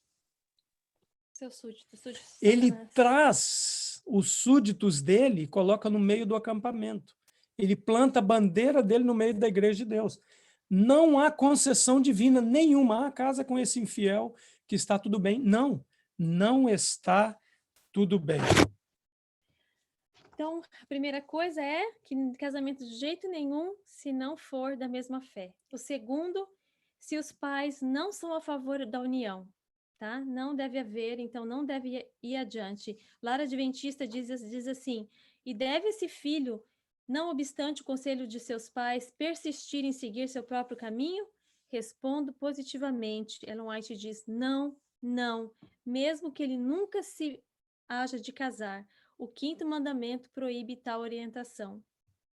O terceiro, que não haver casamento de jeito nenhum, é se vai casar para ser infeliz. Como que eu sei se eu vou ser infeliz ou não? Por esses tópicos, pelos tópicos que nós estamos aqui listando para vocês, e por algumas outras coisinhas aqui que nós vamos pincelar rapidinho. E mais a última coisa agora, que não deve haver casamento de jeito nenhum. Se o casal não se adapta, o tempo para conhecer é antes de casar. Até o altar, onde ali está para casar, ainda há tempo de desistir. Eu vou casar porque a festa está pronta, os gastos, festa não interessa, o povo separa depois de casado. Acredite em mim, o custo é muito maior depois do que antes, ok? A perda é muito maior. Ah, a gente é igual gato e cachorro, não se combina, tudo é diferente na gente. Vai casar? Ah, não, os opostos se atraem. Isso é uma mentira de Satanás. Não atrai, não, repele. Ok? Positivo com negativo, ele vai ficar. O positivo com o positivo ali, o ímã, se você põe, eles vão se repelir. Veja, opostos, eles acabam se repelindo no casamento. Ah, um gosta de ir para o mar, o outro gosta de ir para a montanha. Não são coisas assim, mas detalhes na vida. Uma pessoa extremamente dada à religião, gosta de igreja, gosta de obedecer a Deus, gosta da reforma de saúde, gosta de ser fiel. O outro não está nem aí para a religião. Ah, quando casar, ele muda para pior, viu? Ele muda para pior. Não adianta. O casal não se adapta, eles são igual gato e cachorro. Nós conhecemos uma família aqui, o rapaz namorou o quê? Com a moça 7 anos e depois se separaram. Antes de casar, porque viram que não dava certo. Era igual gato e cachorro. Você acha que o gato vai virar cachorro depois de se casar? Ou o cachorro virar gato? Não vai. Vai continuar brigando igual gato e cachorro. Isso é sintetizado numa única palavra. Isso porque foi Salomão, um homem que escreveu, ok? Se fosse uma Salomoa escrevendo, ela diria assim: é melhor viver numa terra deserta ou no telhado da casa do que na mesma casa com um homem rixoso e iracundo. O bichinho fica só... Ninguém aguenta. Mas viu quando? Viu antes. Porque eu vou dizer uma coisa para vocês. Uma pessoa não disfarça a vida inteira. Por isso que é importante conhecer a família. Meninas, vejam como o rapaz trata a mãe dele e as irmãs. Ele vai tratar você igualzinha. E tem até uma história, o rapaz a moça veio contar para o pastor: oh, pastor, eu estou namorando com um rapaz. Ele tem muita qualidade, ele é muito bom. Ele só tem um defeito. Aí o pastor falou: qual que é, minha filha? Ele bate na mãe dele. Sabe o que o pastor falou para ela? Casa logo. Casa com ele rápido. Porque aí a velhinha vai parar de apanhar. Ela não vai mais apanhar, você que vai apanhar. Agora, veja, isso é uma realidade, apesar de parecer uma brincadeira, é uma realidade. É uma realidade. Você acha que um rapaz que é bruto, xinga os pais, desobedece os pais, bate na mãe, enfrenta o pai, ele vai ser wonderful com você? Não vai. Ele vai tratar você exatamente igual ele trata a mãe e as irmãs. A menina que trata o pai e os irmãos no pontapé, que é grossa, porca, não se arruma, o quarto dela parece que passou um tornado, sujinha, não cuida da casa. A casa dela vai ser wonderful, limpinha, maravilhosa? Não vai, ela vai ser porquinha mesmo, lá na casa dela, e você vai ter que aguentar. Então, veja, tempo de conhecimento é antes de casar, porque depois que montou no burro, meu amigo, só existem 2 coisas: ou você aguenta o trote, ou ao pular do burro andando, você vai, no mínimo, bater o rosto no chão e ganhar uns bons arranhões. Ninguém sai de um casamento pelo divórcio feliz, ok? Sem nenhum problema, e fala: ah, não, isso aqui não me afetou. Afeta e afeta para o resto da vida. Então, seja inteligente. As qualidades a serem buscadas, elas estão na palavra de Deus. Infelizmente, o nosso tempo acabou. Não é mais existem. Nós podemos mandar a lista para vocês estudarem aí, depois a gente manda. Eu tenho uma pergunta. Pois não. Tá. E se se 2 pessoas se casam e eles não querem? Quem é que está falando? A Nicole. Nicole. Okay. Quem é a Nicole? Levanta a mão. Ah, você. Ok, Nicole. Se 2 pessoas se casam e elas não são adventistas, não são cristãs, não conhecem a palavra, e daí uma delas conhece a Deus, como seria nessa situação? Tipo, Paulo diz que deve permanecer casado, porque o santo, o crente em Cristo, santifica aquele que não é. Não é motivo para separar. Pastor Gomide. Você ia fazer outra pergunta antes, não? Eu não. Peraí. Ok, então não há motivo para separar. Paulo diz que não, que um tem que santificar o outro. Fala, meu amigo Elevon. Ô, que saudade. Tudo bem, Angélica? Tudo bem vocês? Tudo jóia, graças a Deus com vocês. Parabéns pela palestra. Eu acho que mais claro é impossível, foi muito didático. Eu estou vendo, parece que tem alguém que queria fazer alguma outra pergunta. O Samuel. Samuel, está aí, Samuel? Pode ir, faz a sua colocação, depois eu ia só fazer uma Pode observação. perguntar, também. Samuel, pode perguntar. Então, obrigado. Um feliz sábado aí a todos, pastor Gomide, que Deus seja louvado pela sua vida. Essa palestra aí foi uma bênção, tenho certeza que para todos nós. E aí eu só queria fazer uma observação também, né, no sentido assim de quando a gente fala do casamento, né, que é o ideal, é um casamento entre uma pessoa adventista e outra pessoa também que seja fiel. Porque também não adianta a gente buscar uma pessoa, mesmo que seja na igreja, que não tenha fidelidade, né, nas coisas de Deus. Claro. Uma pessoa que seja relativista, uma pessoa que põe o espírito de profecia em descrédito, né? Então, eu vejo que é para a gente fugir dessas pessoas, né? E buscar em Deus, né, cada vez mais oração, para que Ele traga as pessoas certas, né, para nós, mesmo que seja dentro da igreja. Muito bem lembrado, viu, Samuel? O nome na igreja não é sinônimo de conversão e de cristianismo. Veja, todos nós somos pecadores, mas há uma diferença entre um pecador que está buscando contemplação do Senhor Jesus Cristo para ser transformado e outros que realmente relativizam tudo. Tá? Muito bem lembrado, muito obrigado pela lembrança. E outra coisa, né, pastor? Os pais têm uma responsabilidade perante Deus. A Doris aqui, ela ora desde que o Enzo nasceu para Deus já preparar alguém para ele e para a Valentina. Então, assim, os pais devem orar também, né, para que Deus possa preparar a pessoa certa, né? Então, todas as suas orientações foi fantástico. Acho que todo mundo que assistiu aí foi muito boa. O Jabes tem alguma pergunta, Jabes? Quer perguntar, Jabes? Liga o áudio, Jabes. Ei, Jabes, está desligado o teu áudio. Tenta ligar. Liga lá. Está ligado, mas a gente ainda não está ouvindo. Não estou ouvindo. A gente não está ouvindo, Jabes. Ele está arrumando lá. Deve ser alguma conexão. Mais alguém quer fazer alguma outra colocação, alguma pergunta? Faz assim. Eu quero fazer uma pergunta. Vamos de cada vez, até o Jabes acertar lá. Quem quer perguntar? Eu. Quem é eu? Emily. Então, tá. Levanta a mão aí, vamos lá. Pergunta. Aí, ok. Quando uma pessoa, tipo, no meu caso, eu tenho 16 anos e comecei a namorar ano passado. No começo do ano passado, então é um relacionamento assim de pessoas novas. E o que a gente deve fazer?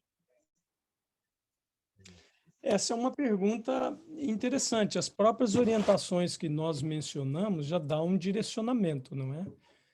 Primeiro, vocês têm concessão dos pais, os pais estão de acordo. Segundo, os pais têm buscado orientação de Deus na Bíblia e no Espírito de Profecia para que vocês entendessem. Segundo, que idade tem o rapaz? Ele tem 16. Pois é, vocês dois se encaixam nos parâmetros que foram colocados, então a própria palestra já dá mais ou menos um indicativo, né? Aí a pessoa pode pensar assim, mas e se isso daí não der certo, eu seguir? Só existem dois caminhos, vai dar certo ou vai dar errado. Agora, a probabilidade de dar errado é quanto mais a balança pesar para as coisas negativas. Tem pessoas que amadurecem mais rápido e outras demoram mais tempo para amadurecer. E os relacionamentos, quando eles são contraídos ou começam, quando as pessoas são mais imaturas, mais novas, mais chance de dar errado. Então, precisa ser bem pesado, analisado, com muita oração, pedir a Deus por orientar, e se não é o caso, vocês têm que tomar uma decisão, entendeu? Porque as pessoas, elas, quando vão contra a orientação, acabam não dando certo mesmo. Tá bom? Ok. É Emily, seu nome? Sim, é Emily. Emily, vale muito a pena seguir os conselhos de Deus. E se ele é uma pessoa que ama a Deus também, ele também vai querer seguir o conselho de Deus. E vocês dois vão andar juntos. Então, se vocês não... Lembra que a gente falou? A coisa certa no momento errado é o quê? Errado. A coisa certa tem que estar junto com o momento certo para ter mais probabilidade de dar certo. Porque Deus, tudo que Deus pede para a gente é para nossa felicidade. Deus quer a sua felicidade mais do que você mesma. Então, às vezes a gente pensa, e se eu perder essa oportunidade, ele é um rapaz tão bom. A gente tem que agir com a fé.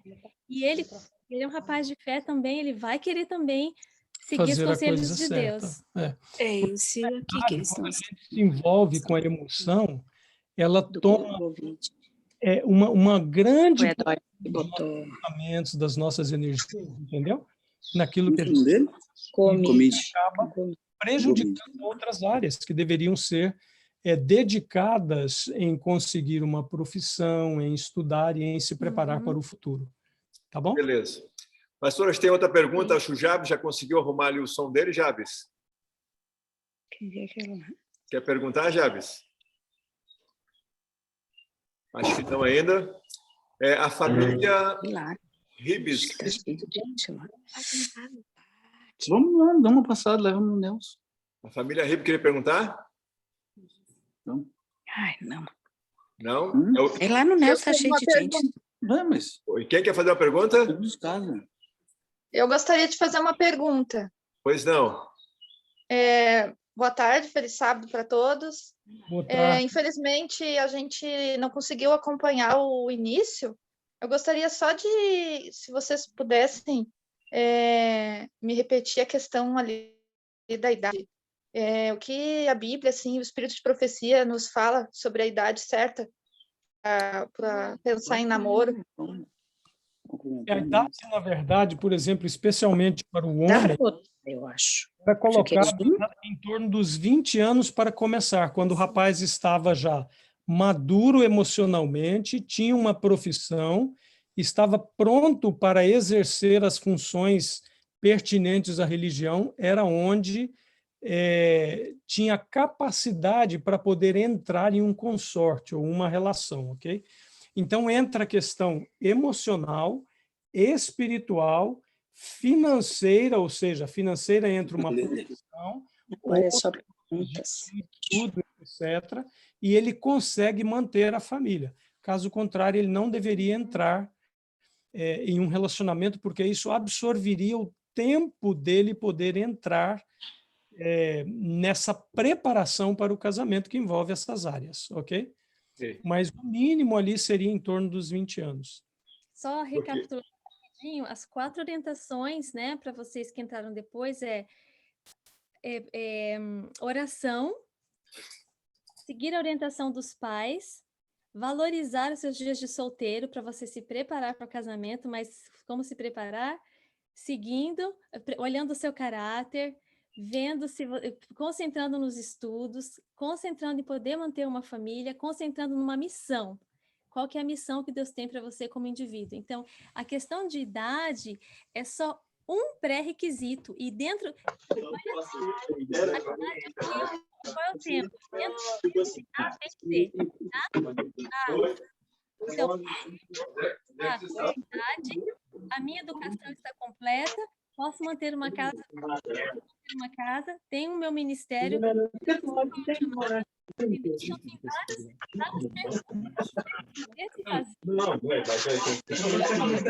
Oi, pessoal.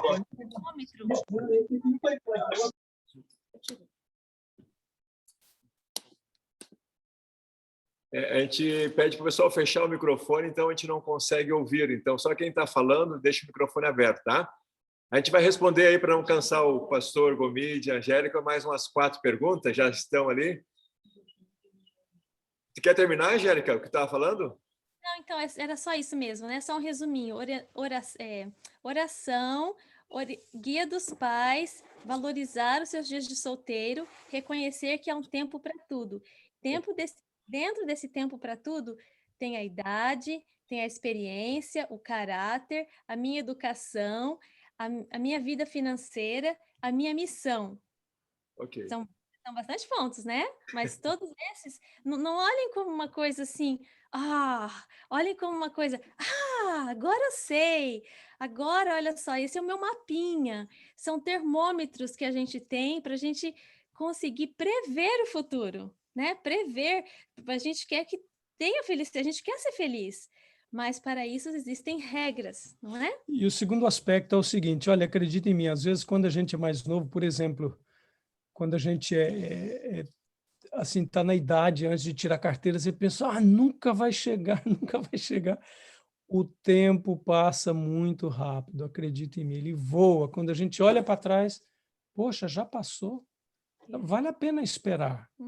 É melhor esperar um pouco mais e fazer a decisão da forma correta, na hora certa, e ser feliz a vida toda, do que atropelar os processos e depois lidar com um monte de problema o resto da vida. E lembre, a gente passa a maior parte da nossa vida casados. A gente não passa a maior parte solteiro. Então, a gente tem que aproveitar os dias de solteiro. E quando a gente é solteiro, a gente tem amizades que a gente pode fazer, que se a gente estiver, como fala, comprometido com alguém, você não vai poder fazer as mesmas amizades. Você pode conhecer alguém que vai abrir portas para você no futuro, portas de trabalho. Você pode se envolver em projetos missionários, em viagens que talvez você não vai poder fazer, porque você vai estar ali enrolado naquele relacionamento que talvez nem vai ser o melhor para você. Então, vale a pena seguir os passos de Deus. Aproveitem esses dias de solteiro, que são dias especiais, que não vão voltar mais. Ok. A tia Ju agora ali, acho que quer perguntar. Sabrina, tudo bom? Isabelle? Oi, tudo bem? Oi, saudade de vocês. Então, eu tenho uma dúvida.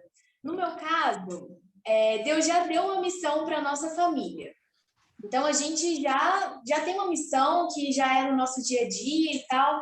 Agora, como que fica essa situação para um futuro esposo, assim, caso ele não tenha alguma missão, ou se ele tiver, como que fica essa situação?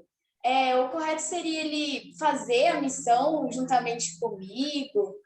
Como que é agora a situação? Como que fica? Você já é casado ou solteira? Eu estou namorando, eu sou solteira ainda. Veja, quando eu estava lecionando no seminário, chegavam vários rapazes para fazer teologia e a gente entrevistava a esposa, já eram casados, e a esposa dizia, não, eu não quero ser esposa de pastor. Esse já é um indicativo, entendeu? Então, Deus chama um homem sozinho para o ministério, ignorando o seu cônjuge, a pessoa que já é casado? Não, não chama. Ou Deus chama uma família, quando está casado, Deus chama a família inteira para aquela missão. Ele não vai chamar para haver divórcio. O Senhor detesta o divórcio.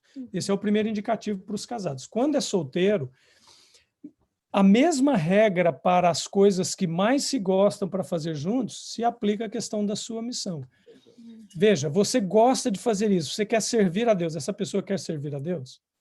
Ele pode adaptar-se em sua missão. É uma questão de vocês fazerem um acordo. Andarão dois juntos se não estiverem em acordo? Não consegue. Eu conheci muitas pessoas que, eu tenho uma missão, Deus me chamou, mas o cônjuge vai arrastado, ele vai ficar sendo arrastado por muito tempo. É por isso que existe esse tempo de namoro, para se conhecer. Para conhecer. Para ver entendeu? Sim, isso que eu ia falar agora, ainda bem que eu estou nesse tempo ainda, que aí dá tempo de conhecer, né, e ver se realmente vai dar certo e tal para a missão. E Deus tem infinitas possibilidades para cada um de nós. Às vezes, nós só olhamos assim, um caminho, deve ser esse caminho, mas Deus tem infinitas possibilidades. Ou, às vezes, Deus quer que seja essa pessoa mesmo, e você tem que orar e pedir a Deus para abrir os olhos dele, para que ele entenda no seu tempo. Mas nunca tomar a decisão antes que Deus mostre o tempo, entendeu? Caso contrário, vai ser difícil de amargar a escolha. Quando eu disse infinitas possibilidades, eu não quis dizer infinitas pessoas, tá? Eu quis dizer infinitas maneiras de fazer funcionar se for essa pessoa. Então, se essa é a pessoa que Deus vê que é o melhor para você, ele tem infinitas maneiras de fazer isso funcionar, entendeu? Mas se não for, esse é o momento de nós tomarmos a decisão. Ela tem que ser nesse momento de vida, tem que ter os sentimentos, sim, mas a razão tem que andar junto. Não pode ir só pelo sentimento, porque o nosso coração é enganoso mais do que todas as coisas. Ok. Ok, Ju? Ok? Vamos lá. Jorge, meu amigo, fala que quer perguntar, Jorge. Opa, tranquilo? Seguinte, eu tenho duas dúvidas. Pode responder rapidinho. Uma é a do Gabriel Fernandes. Ele está sem microfone. Ele perguntou o seguinte, pastor Gomide: se duas pessoas se gostam e têm o objetivo de viver feliz, colocando Deus em primeiro lugar, orando juntos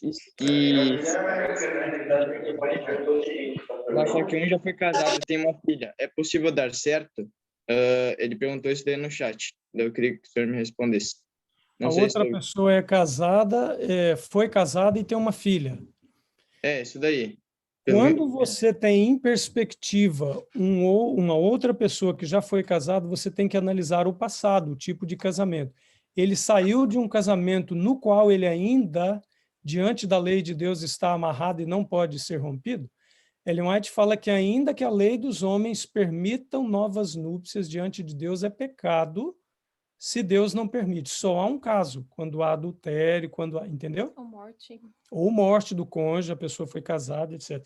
Ter uma filha e ter sido casado não é um problema. Mas, às vezes, você veio de um outro casamento com problemas, você foi o causador do problema. Se essa pessoa foi o causador do problema, ele vai trazer problema para dentro do seu consorte também. Okay? Tem que ser analisado friamente. Ah, mas a graça cobre. A graça não cobre nada. Deixa eu dizer uma coisa aqui bem clara. Graça não cobre coisas que não são voluntárias. A graça, ela cobre quando o pecado é arrependido e abandonado. Eu não estou falando que é o caso, ok? Eu estou colocando assim um caso extremo, eu não conheço. Mas o que eu estou dizendo é o seguinte: ter filha e ter sido casado não é problema, mas tem que se analisar como é que foi o casamento, como é que foi a filha, ok? E mesmo nesse caso tem que haver oração, o mínimo de contato físico possível, principalmente porque uma pessoa já foi casada, ok? Isso pode gerar alguns problemas em contatos físicos e a gente tem que ser bem realista ao entrar numa relação assim, tá bom? Ok. A segunda perguntinha, rapidão, levando para o meu caso agora, tá? Minha família não é adventista e vamos supor que eu achei, enfim, uma menina e tal e eu quero casar com ela. E como tu disse ali, uma das prerrogativas para o casamento é o apoio familiar. E daí minha família não apoia o adventismo, a guarda do sábado, etc. O que eu devo fazer? Sim, uma pergunta. Quando os pais não têm a mesma religião que você tem, no mínimo, Jorge, sendo eles de qualquer outra religião, eles têm princípios. E esses princípios é que são normativos em dar uma dica para você, ok? Paulo diz assim, veja, eu não estou dizendo que teus pais são incrédulos, mas Paulo diz assim, até os incrédulos são indesculpáveis. Por quê? Porque Deus colocou determinadas leis que vão gerir a personalidade da pessoa, o comportamento seu emocional, e leis que permeiam a natureza e a sociedade. Então, seus pais possuem isso. Então, eles têm o senso do certo e errado. E é bom ouvi-los também. É lógico que no fórum quesito religião, aí você tem prioridade sobre eles, porque você tem mais luz do que eles, uma vez que eles não conhecem a verdade, ok? Então, entra essa questão. O segundo aspecto seria bom para você eleger uma pessoa ou uma família temente a Deus, que seja próximo a você na igreja, um casal que seja temente a Deus, que você conhece, sabe que é temente a Deus, e submeter a eles essas questões, falar o que vocês acham dessa pessoa, assim, eles vão exercer, e Ellen White fala que essas pessoas exercem o papel de pai e mãe para a gente, entendeu? Para nos orientar e ajudar na tomada da decisão, tá bom? Beleza, pastor, obrigado. Agora vamos para as últimas perguntas aí. José Costa, né? José, quer perguntar, José? Sim. Tá dando para ouvir aí? Tá. Pois bem, boa tarde a todos, feliz sábado. Então, Boa tarde, feliz sábado. pastor, uma dúvida que surgiu na mente, né? Não levando como ponto de desculpa em relação ao trabalho, à questão profissional, mas mediante o tempo em que nós estamos vivendo, o sistema educacional que nós estamos tendo, que nós estamos tendo ultimamente, assim, seria um meio adequado me poder estar pensando em faculdade, pensando entrar nesse sistema que o MEC oferece, sendo que nós temos todo esse material, todo o material de como ser educado dentro, assim, mediante o que Deus nos passou através da Bíblia e do Espírito de Profecia? Uhum. Olha, veja, quando nós analisamos Ellen White, como que ela apoia a educação, ela não é contra a educação. Inclusive, eu escrevi uma tese sobre isso, uma tese de mestrado, sobre parâmetros da educação nos escritos de Ellen White. Ela não é contra a educação. O que ela é contra é nós estarmos buscando uma educação básica baseado só em coisas que são contra a palavra de Deus, ok? Agora, veja, obviamente você tem que levar em consideração o tempo, você tem que levar em consideração as forças que você vai colocar nisso daí, e segundo, uma pessoa, por exemplo, ela quer fazer um curso, qual o objetivo dela fazer esse curso de faculdade, vamos supor? É só para ter dinheiro, para uma profissão, para ter sucesso na vida? O primeiro objetivo deve ser para a glória de Deus. Ok? 1 Coríntios 10, versículo 31. Quer comais, bebais ou façais outra coisa qualquer, tudo deve ser feito para a glória de Deus. Então, veja, obviamente, se uma pessoa vai escolher uma área de estudo, mesmo nos tempos que a gente está vivendo, que não tem nada a ver com o plano de Deus, que ele não vai usar para servir, para que fazer isso? Não deve ser feito, ok? Mas Ellen White não tem um momento em que ela diz assim, olha, agora todo mundo tem que parar de estudar. Não, pelo contrário, tem muitas coisas que ela diz, que alguns jovens, ela diz alguns, Deus vai escolher para essas pessoas crescerem e serem usados por eles nessa área, entendeu? Mas a pessoa tem que estar em tremenda sintonia com Deus, para saber se aquilo que Deus está escolhendo para a vida dele é realmente Deus que está escolhendo, ou se é um outro Deus que está escolhendo para ele, entendeu? Então, você tem que estar em plena comunhão com Deus para saber. Agora, obviamente, existem muitas coisas. Por exemplo, vida no campo. Vida no campo é para todos, ok? Reforma de saúde é para todos. O abandono das cidades, se não agora, mas num futuro próximo e um pouco mais adiante, é para todos. Então, todos temos que estar afinados nesse processo. Agora, se dentro deste peneiramento, ela diz, se tem que negligenciar uma das coisas, é preferível negligenciar os livros. Ela não diz negligenciar e deixar e cair na total ignorância, não é isso. Ok? Então, tem que haver um equilíbrio, tá bom? Só queria dar uma pinceladinha aqui que Joseph, né? Que as aptidões naturais indicam o chamado de Deus para sua vida, né? Tem pessoas que elas gostam de estudar e que Deus as chamou porque Deus vai usar nessa linha. Tem outras que nem todas vão fazer uma faculdade. Tem pessoas que vão abrir um negócio, tem pessoas que vão fazer um curso técnico, vão aprender uma coisa, né?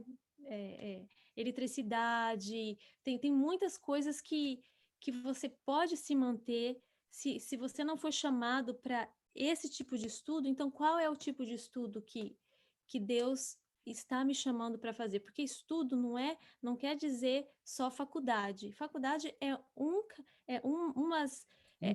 caminho, né? Que hoje a gente só pensa nesse ramo, mas existem os cursos vocacionais, existem pessoas que têm aptidão para negócio, que elas sabem comercializar, elas sabem, né? Elas se mantêm melhor ainda do que muitas que têm faculdade. E é interessante mencionar, Joseph, que Ellen White escreve num contexto dos Estados Unidos. Aqui, na América, é completamente diferente. Por exemplo, a média de um médico aqui é $150 mil por ano, ok?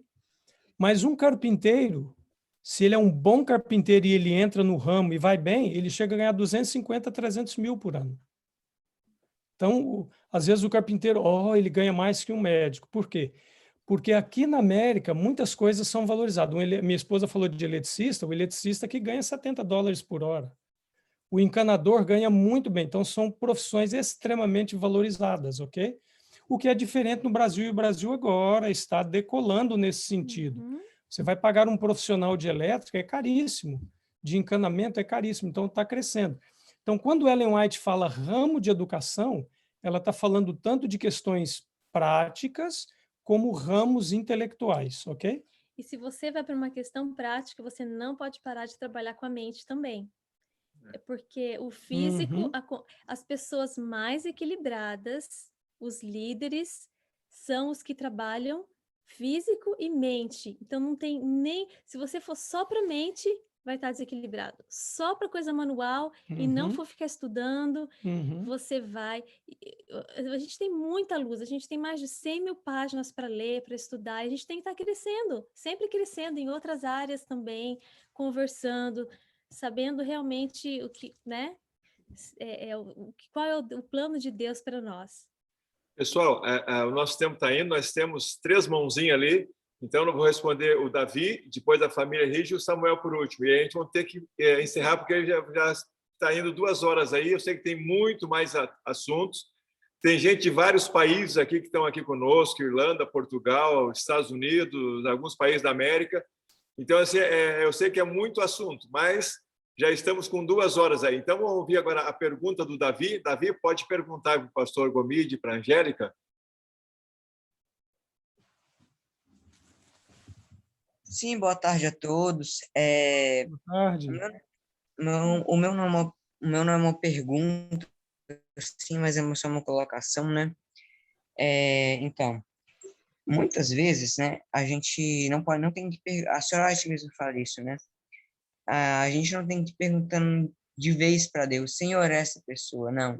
Nós temos que ver primeiramente, essa pessoa é boa, temos que olhar todas as características para ver se ela realmente está dentro dos parâmetros de Deus, todas as características foram colocadas aqui, para depois nós perguntarmos a Deus, Senhor, então, essa é a pessoa, porque senão, aí a senhora te disse, se eu não me engano, eu não sei em qual livro que está isso, mas ela disse que nós primeiro temos que analisar todas as circunstâncias para perguntar a Deus se é isso mesmo. E também não devemos perguntar a Deus, tipo, se a gente pode casar com um mundano qual foi colocado aqui para converter ele, né? Isso aí. Muito bem colocado, Davi, muito bom. Se já não encaixa dentro dos parâmetros, para que vai perguntar a Deus, né? É como falar como Balaão. Balaão, mas Senhor, eu quero ir lá, deixa. Senhor, eu posso ir com ele. Senhor, deixa. Deus falou, vai. Quer dizer, Deus estava querendo dizer, essa é a sua escolha, é o que você quer? Então vai adiante. Mas Deus não garante felicidade. Não deveria nem ser perguntado. Muito bem colocado, Davi. Obrigado. Bem colocado mesmo. Samuel, a tua pergunta? Não, eu não ia fazer mais pergunta, porque eu não consegui tirar a mãozinha. Tá bom. Família Rigas. Riges, boa tarde, tudo bom? Meu nome é Luciano. Eu gostei da colocação do pai do Enzo, desculpa, não sei seu nome, né? Mas Enegon, prazer. Da questão da oração, né? A gente também faz a oração pelos futuros esposos e esposas dos nossos filhos, né? E eu entendo o lado do pai, né? Quão importante isso é. Eu queria perguntar para o pastor em que idade que a gente deveria envolver os filhos nessa oração, né? A partir de que idade? Com 13, 14 anos, né? Porque é uma coisa os pais terem essa oração intercessória pelos filhos, mas despertar neles a importância da oração, da entrega a Deus, da escolha da pessoa futura é de vital importância, né? Então, tem alguma idade, alguma sugestão para essa idade, para eles serem envolvidos nisso? Desde que a criança entenda o papel da oração na vida delas, elas já deveriam ser envolvidas nessa questão da oração, né? Os israelitas, eles começavam a ser introduzidos na religião pública aos 12 anos, mas antes disso, desde o nascimento, já havia um envolvimento, não é? Os pais oram pelo futuro cônjuge, né, esposa ou esposa, E os filhos têm que estar envolvidos nesse processo. Não é assim, agora com 12 anos eu chamo meu filho e falo, olha, e eu vou deixá-lo saber. Não, eles têm que estar sempre a par de que você quer o melhor por eles e que você tem orado por eles e pedido a Deus para envolvê-los, ok? Então é um processo natural de envolvimento ao longo de que eles vão entendendo que há uma necessidade de colocar isso nas mãos de Deus para uma escolha correta, tá bom? Luciano, eu acho que eles vão deixar você saber, os seus filhos vão, né, repartir em algum momento, ou você vai perceber como pai, ou a mãe como mãe, e vocês podem começar a levar isso, vocês já estão levando, mas podem começar juntos, e eles vão, a partir do momento que eles, né, têm essa iniciativa de deixarem vocês saber do que está acontecendo, né? Obrigado. Maravilha, gente. Olha, pastor, Angélica, que bênção. Eu acho que foi colocado para os jovens aqui a cartilha, os passos que devem ter para ser feliz no casamento e na sua vida futura. Eu creio que se cada um dos que estão aqui seguirem isso aí, eu acho que vão estar num bom caminho, tenho certeza disso, e que Deus vai abençoar eles para ter um lar, uma família feliz. Pastor e Angélica, muito, muito obrigado pela compartilhar o conhecimento, pelas instruções, pelas orientações, e que todas essas pessoas que estão nos ouvindo, aí, os jovens, que possam seguir esses conselhos. E antes de finalizar, pastor, vocês poderiam fazer uma oração, uma bênção para os jovens aí, para que Deus possa abençoá-los, não só nas escolhas, mas nas decisões, da sabedoria para eles? Claro, claro. Nós que agradecemos aí o convite. Deus continue abençoando vocês e a cada um dos que participaram, não é? E essa é uma decisão muito importante para ser simplesmente deixada para o futuro e estar postergando, né? Nós temos que estar sempre orando e pedindo a Deus que nos ajude a fazer a melhor decisão. E eu termino dizendo que ninguém quer casar para ser infeliz. Nós queremos casar para ter um casamento feliz. Nada melhor do que você voltar para casa depois de um dia de trabalho e saber que você está voltando para o seu lar, para o lugar onde existem pessoas que te amam, que você ama e que vocês convivem bem, que vocês adoram o mesmo Deus e que vocês são felizes ali, não é? Então isso é muito importante. Vamos orar? Nosso Senhor e Pai, nosso Deus, nós agradecemos a Ti pela oportunidade de poder, mesmo nesses tempos de reclusão, de pandemia, ter esta ferramenta para, de forma virtual, nos encontrarmos e discutirmos assuntos tão importantes, especialmente esses assuntos com relação ao matrimônio e ao futuro, e que cada um daqueles que participaram aqui, cada um de nós possa colocar a cada dia a vida de nosso cônjuge para aqueles que são casados, a vida dos nossos filhos para aqueles que vão se casar, de cada jovem, nas mãos do Senhor para que a decisão feita possa ser a melhor decisão possível. Derrama sobre cada um teu espírito para que eles possam aprender e serem fiéis e obedientes a Ti e possam extrair da Tua palavra, através da Bíblia e do Espírito de Profecias, orientações seguras para uma decisão correta.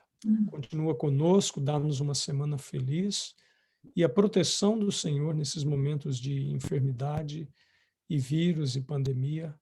Nós pedimos as Tuas bênçãos em nome e por amor de nosso Salvador, o Senhor Jesus Cristo. Amém. Amém. Amém.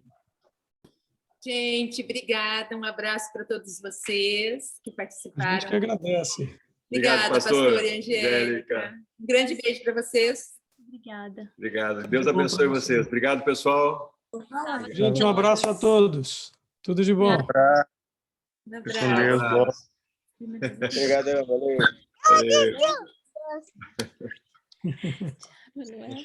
Tchau, Emanuel. Benção, tio. Esse é meu irmão e os filhos dele. Ai, que lindo. Obrigada, gente. Valeu pelas orientações aqui para os meus meninos. Tudo bem, irmã Nádia? Que Deus abençoe. Obrigada. Vocês também. Vai, pessoal. Com Deus. De bom, que Deus abençoe. Pastor, saudade, pastor. Muita saudade. Saudade também. Que Deus abençoe. Quando terminar a pandemia, a gente combina aí um encontro. Aí, o seu curso aqui, né? Continua, né? Pois é, rapaz. As classes acabaram, é um ou outro encontro que terei aí, mas quando tiver aqui, eu bato na porta.